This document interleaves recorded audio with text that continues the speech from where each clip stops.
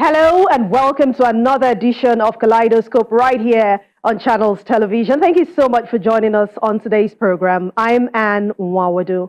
On Kaleidoscope today, we speak with the Chief Executive Officer of the Institute of Human Virology Nigeria, Dr. Patrick Dakum, on the efforts the Institute is making in developing the health sector in Nigeria.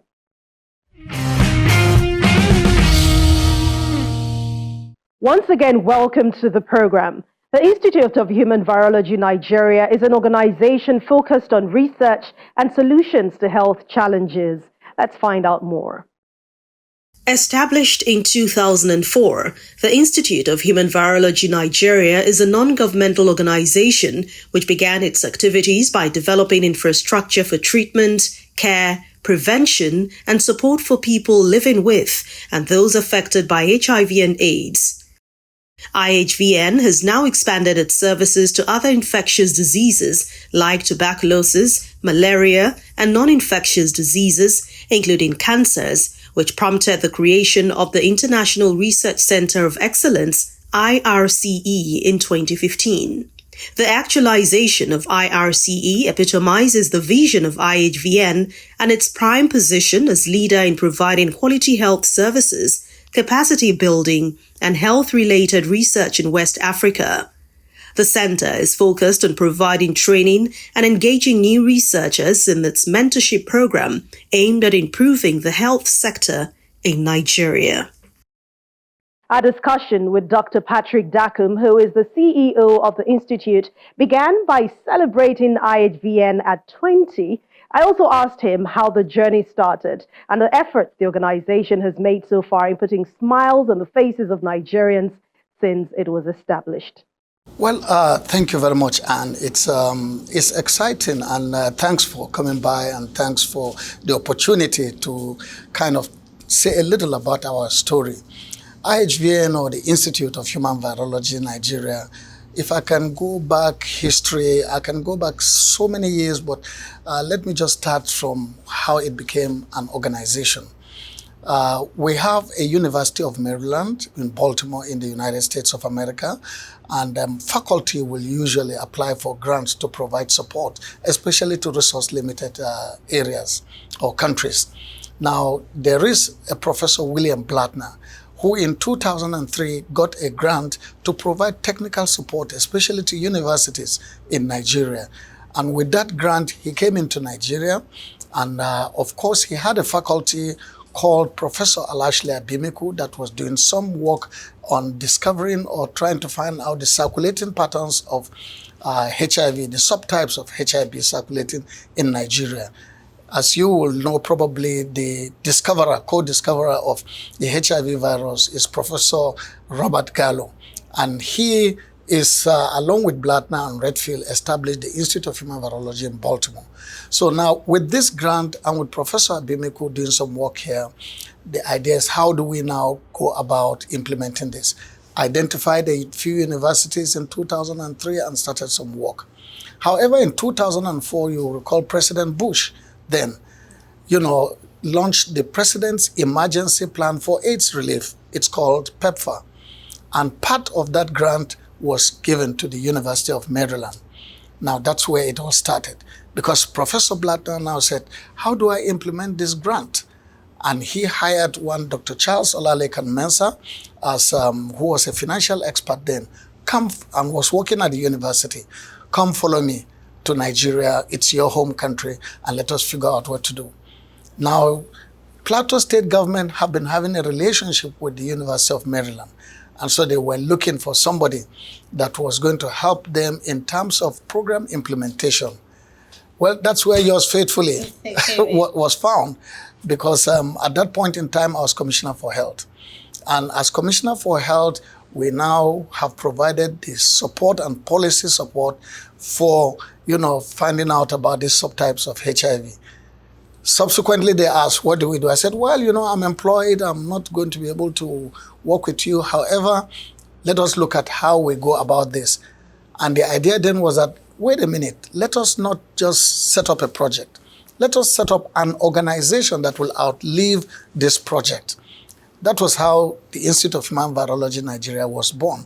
because they now said, okay, why don't we establish a non-governmental organization that will be the implementing arm of the University of Maryland. Of course, that's how we were established. And from 2004, we moved from one step to the other until where we are now. So from October, when we were incorporated, to now is 20 years. And for us, it's a cause for celebration. It's indeed a celebration, but talk to us about how the journey has been so far. Well, thank you very much. The journey so far, I would say, has been fulfilling. When I look back 20 years and look at where we are now, I can clearly tell you that I feel in my heart a satisfaction that, God is at work, in the sense that when we walked into specialist hospital in Gwagwalada, as it was called before, in Abuja, now it's a teaching hospital. It was a specialist hospital. We could literally see somebody just giving up the ghost from HIV.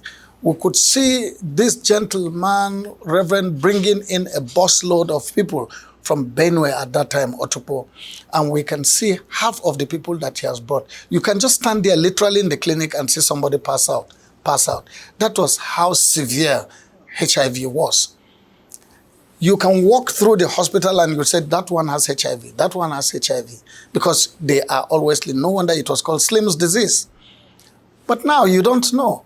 In fact, now that we say, no, they show for face, because you cannot see it. So we have now, over a period of time, moved in the HIV world from an emergency response, where we were responding to this crisis where people were dying, in thousands. Then we moved on to say, oh, now we've been able to kind of halt this terrible nature. People are now getting antiretroviral drugs and people are living better. So next phase is what? Let's first quality. What's the quality of their life? So over the several years, we now moved on to focusing on quality. Then in the past 2 years now, what have we been doing? We are focusing on what we call sustainability and ownership, meaning that donors will not be here forever. So what should happen? So that journey in HIV is what I described. But along the way, we have also focused on working in the response to TB. TB is a curable disease. And so for us, the twin disease at that time, if you have HIV, you have a 30% chance of getting TB and vice versa. So we now had to program and carry out implementation by supporting institutions, to provide better treatment for TB. And we focus mainly on what is called multi-drug resistant TB, and then subsequently now working on the general TB. So you can clearly see again that we're beginning to have a better detection rate and cure rates for HIV, along with other partners under the guidance of the Federal Ministry of Health as we move in that direction. We have worked in malaria too. So the journey for us has spanned from responding to HIV to responding to public health infectious disease to now responding also to what we will call opportunistic, not just infections, but, co-infections or co-diseases. So you have cardiovascular diseases, you have cancers now that we know are more frequent, or the prevalence is higher within the HIV community. So it's, infectious disease, non-infectious disease, and the journey has been very fulfilling. But the journey, I'll also say, has spanned over looking at how the health system in Nigeria has been affected. The health system, we have come to facilities where nobody is trained for anything, to detect, to treat, and to monitor. And we have been able to provide this technical support, working with our government counterparts. And I can clearly say that now a lot of the hospitals are on what I call autopilot as far as treatment and care is concerned for HIV and other diseases. What are the significant achievements in implementation and capacity building that you've been able to achieve in the past 20 years? Well, in the past 20 years, I always would say that you can look at our achievements in terms of the smiles on the faces of people that have been beneficiaries. Over the past 20 years, we have tested close to 3 million people. So the question is, what would have happened if this support was not there? It would have been a real struggle to be able to close that gap. We have been able to place close to about 500,000 people on treatment, and currently we have about 250,000 that are currently on treatment for HIV.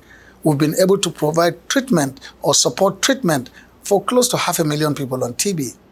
We have been able to respond to the malaria scourge, not only in terms of the sites that we're working for HIV, but also specifically with grants for distribution and also monitoring of insecticide-treated nets.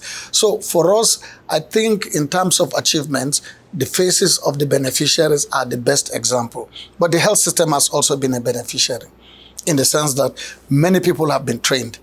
We have trained close to about 3,000 lab scientists. We have trained over the past 20 years healthcare workers in the region of close to 10,000. And therefore, if you look at it, the health system has benefited in terms of human resource capacity building, in terms of equipment. We have been able to establish in the past 20 years close to about 12 molecular laboratories. We call them PCR labs that do viral load test for patients with HIV. Molecular labs that test for TB drug resistance. So these are specialized laboratories that IHVN has been able to provide support for. Our flagship lab, I would say the high-end one, is the multi-drug resistant BSL-3, that is Biosafety Level 3 lab, which was sited in Zaria. Zaria houses the training center for TB for Nigeria in the north here. So in that center, people come for training. A lot of patients go for treatment. So if we need to put, a high-end TB lab, where do we put it? Put it where the problem is. And so it was sited there. But we have moved from there now to support the government to have BSL-3 labs in the NCDC, the Center for Disease Control, and also we have supported that in other places. So we, for our, as far as IHVN is concerned, we have, I believe, been used by God and through the funding agencies to provide capacity building across all healthcare cadre, both clinicians, nurses, community health workers, lab scientists, and also lay workers that are working in the community. So when we talk about some of the research activities that the Institute must have engaged in the past and the present, how has these researches contributed to the success of the organization? Well, in terms of research, I think we start with what we call just simple quality improvement programs, where for every program that we have been implementing, we set up what we call a QIP program, meaning a quality improvement program. And by quality improvement is that you want patients to access care. You want patients to get diagnosed. You want them to take their medication. You want eventually that they are treated. HIV is treatable, but it's not curable. TB is curable. So for HIV that is not curable, you take medications for life. How do you ensure this is done? So the research has focused on looking at the bottlenecks that now, that mitigate against the outcome, final outcome, which is, low viral load or undetectable viral load. And this research has informed, one, the time we provide medication, two, the way we follow up patients. In the past, you wait for a patient to come. If he doesn't come, well, that's his business. But research has enabled us to understand that there are specific barriers that we must contribute in taking off. What do you do with a community that is so far away, but you have a lot of patients there? They will not be able to come. And if they are not going to be able to come, that entire community is at risk of having an increase in the number of people with that disease. So we take the medication to them. So we do what is called differentiated service delivery, meaning that let us provide the service according to the needs of the patient rather than according to the convenience of the healthcare worker. And so it's research that has resulted into that. And through research, we have been able to say, okay, the person that is getting his medication in that primary healthcare or in that community pharmacy using this DSD model, what is the outcome? Is he getting his viral load suppressed like the one that is getting it in the facility where this is a professor of medicine? If the answer is yes, why don't we go in this direction? So DSD research has enabled us to be able to move closer. Then we have, to the patient, we have also been part of a multi-country research that looked at the timing that you start providing antiretroviral therapy. It's called the START trial.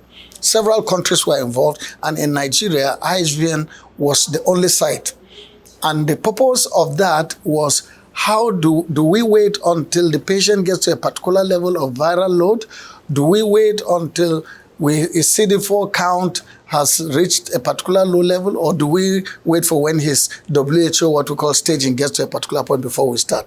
And the conclusion of that is that test and start, irrespective of all of this. So in TB, we have a lot of implementation science research also. But let me just say one that we are working on now, which is working on looking at the vaccine construct that will be able to go into HIV vaccines in the future. Meaning, a vaccine is supposed to tell your body how to react when a disease entity comes.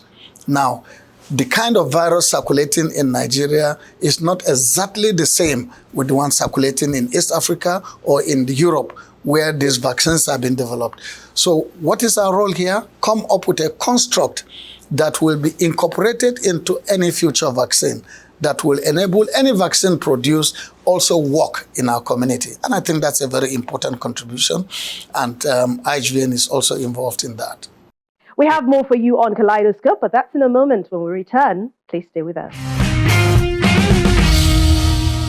Welcome back. You're still watching Kaleidoscope on Channels Television. Let's continue the conversation now with the CEO of the Institute of Human Virology Nigeria, Dr. Patrick Dakum.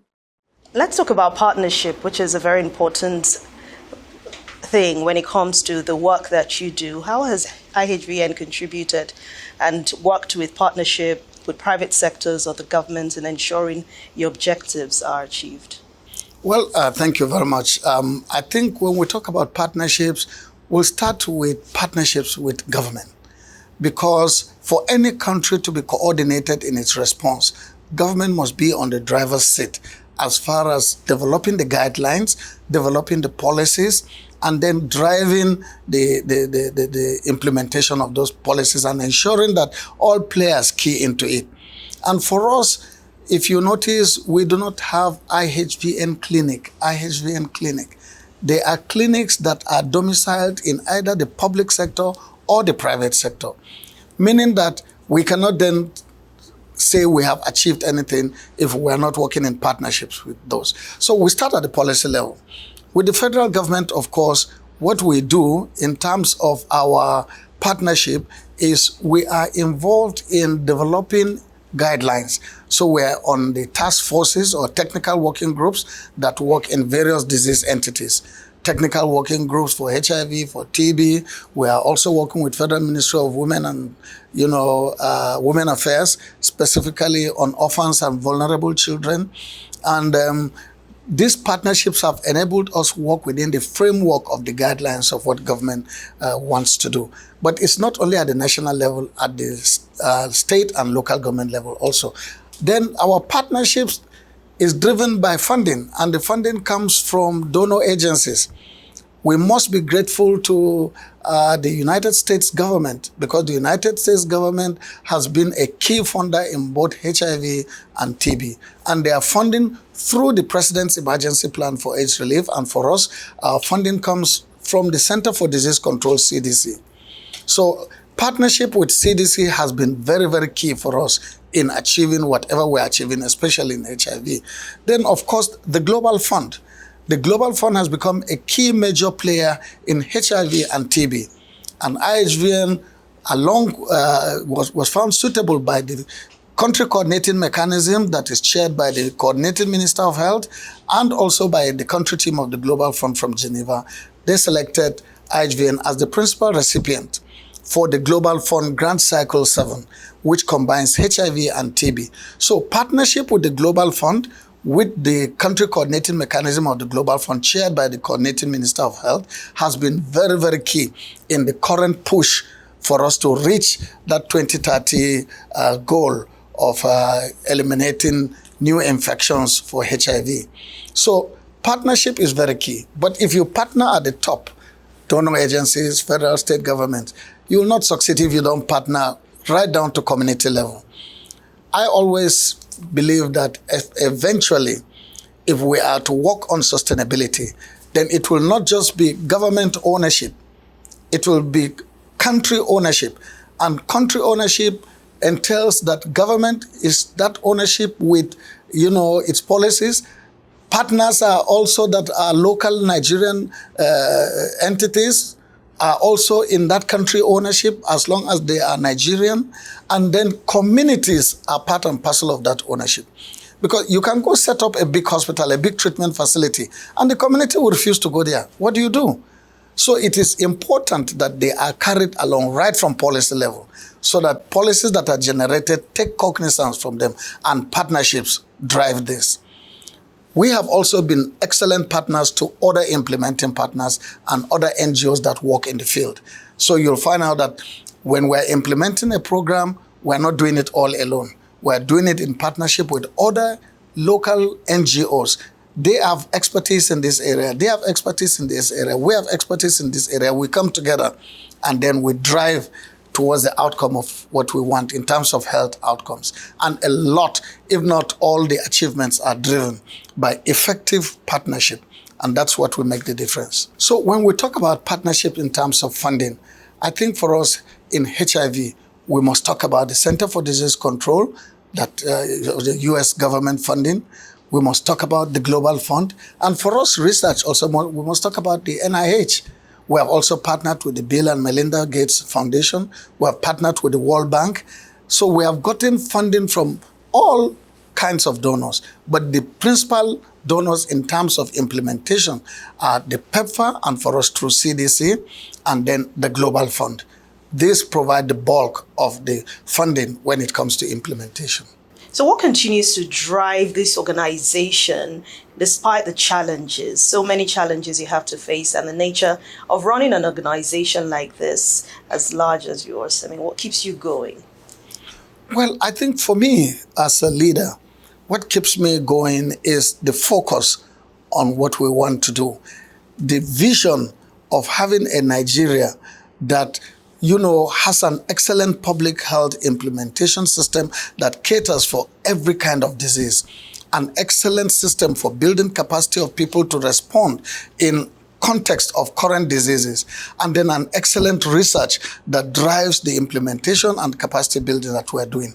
So when you look at the tomorrow and then you look at that vision, and then you ask yourself, are we there? We're not there. What do we do? Let's move on. And then if you have compassion in your heart, it is infectious with your staff also. By the time you know that this person that is having HIV, this person that is having TB, this person that is having malaria or cancer is by and large your brother or your sister, then you are doing it for the sake of that humanity and as a response to what you believe God is asking you to do. So for us, in IHVN, we're driven by certain values. One of that values is, we are family-centered. We are also a team-building, group. We also are, innovative in what we think and do. And, we have that passion that drives what we are doing. And then, of course, by the time that you get a funding, you're also driven by the fact that you must achieve. And if you do not achieve, you don't get the next funding. But you must not achieve just because you want funding. You must achieve because you are driven by the need to have, a healthy society where people can live and carry out their activities without being burdened down by the scourge of diseases that are either preventable or curable. Let's talk about the goals that you're focused on and what people should look out for in terms of the services that you provide in the coming years. Well, thank you very much. 20 years is past. We're looking forward to another 20 years, So I hope down the line, 20 years from now, I definitely will not be CEO, And I don't know whether you will still be, maybe become the CEO or something somewhere. But whatever it is, we know that we want to continue in the future to see an organization that is a leader when it comes to public health implementation, when it comes to capacity building, and when it comes to research. Not only in Nigeria and West Africa, but to be a global player. If NGOs in the US and in other places, South Africa, can become global leaders, why not in Nigeria? We have what it takes to do that. Specifically for us in IHVN, as you can see, we are in our own building now. This is a tower that took us a couple of years to build. It's a twin tower. that has a research center that has 3 floors of laboratories. And it has here where it houses our public health implementation. And we commissioned it last year. What are we planning to do? As an institute, we intend to also have a learning and development center. Apart from driving the research center and the public health implementation center, we're looking forward to having a robust learning and development center that will produce certified professionals in Nigeria that will be responding to diseases as they come. So you have public health implementation. You have got to be certified. You have research. We are going to be working on several trainings. And we will partner with local universities and universities in the north to enable us also, provide certified degrees under the guidelines of whatever NUC provides. So for us, the future is bright, and the future, we're excitingly looking forward to it, where we believe Nigerians will be the beneficiaries. We are 20 years. We are grateful to all our partners, both the federal government, Federal Ministry of Health, and other ministries, state and local governments. We're grateful to our funding agencies, the CDC, PEPFAR, and also the Global Fund, and several other donors that we work with. But we are also grateful for the partnership of the hospital sites and communities that we have been working with. For us, IHVN is here to stay, and IHVN will continually be there for you and for the generality of people in Nigeria. And for us, it will be an exciting journey. This is where we draw the curtains on today's edition of Kaleidoscope and Channels Television. Thank you so much for watching. Don't forget to watch past editions. Go to youtube.com/channels web, click on playlist, then go to Kaleidoscope and enjoy various editions there. I'll see you again very soon. Kaleidoscope comes up again next week. I'm Anne Nwawadu. Thank you for watching.